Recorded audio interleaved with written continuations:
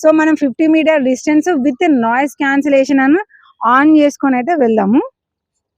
Okay అండి, ఇప్పుడు ఇది నాయిస్ క్యాన్సిలేషన్ అనేది ఆన్ అయిపోయింది. ఆన్ అయిపోయిన తర్వాత ఇక నేనైతే నడుచుకుంటూ పోతున్నా. ఇక పాపం డ్రైవింగ్ చేసే వాళ్ళు కూడా ఉన్నారు కాబట్టి డిస్టర్బెన్స్ ఎందుకని నేను సైడ్ నుంచి వెళ్ళిపోతున్నా. ఇక అందరు మదర్స్ పిల్లల్ని స్కూల్లో దింపేసి వచ్చి టెస్ట్ చేసుకున్నట్టు ఉన్నది. సో ఇది ఎందుకు మాట్లాడుతున్నా సోది అని మీకు అనిపించచ్చు, కానీ సో ఏదో ఒకటి మాట్లాడుతూనే కదా మరి డిస్టెన్స్ పోయే కొద్దీ మీకు ఎక్కడ దాకా చెప్పినప్పుడు వినిపిస్తుంది అనేది తెలుస్తూ ఉంటుంది. నేనైతే డిస్టెన్స్ అయితే 50 మీటర్ అయితే నేను దాటేసిన అని నాకు అనిపిస్తుంది. చివరి వరకు అయితే వెళ్తాను. చివరి వరకు వెళ్ళిన తర్వాత మనం ఏ డిస్టెన్స్లో ఉన్నప్పుడు ఇది వాయిస్ కట్ అయింది అనేది మనకైతే తెలుస్తుంది. బట్ గ్రౌండ్ అయితే మాత్రం డ్రైవింగ్కి మస్తు ఉంటుంది. కానీ సాయంత్రం టైంలో వచ్చినాం అనుకోండి, ఇక్కడ మొత్తం పొల్లగాళ్ళతో క్రికెట్ అయితే మాత్రం నడుస్తూ ఉంటుంది. ఇక సండే వస్తే పెద్ద పెద్ద వాళ్ళు కూడా వస్తూ ఉంటారు, అంటే ఫాదర్స్, కాలేజ్కి వెళ్ళే స్టూడెంట్స్ కూడా వస్తూనే ఉంటారు.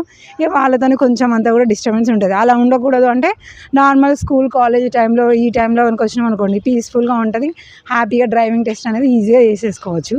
సో ఇక్కడ ఉన్న వాళ్ళందరూ కూడా మదర్సే మంచిగా డ్రైవింగ్ టెస్ట్ అనేది చేసుకుంటూ ఉన్నారు. నేనైతే మాత్రం ఆల్మోస్ట్ డిస్టెన్స్ అయితే మాత్రం హెవీగానే వచ్చిన. ఇప్పుడు మళ్ళీ ముందుకు వస్తున్నా.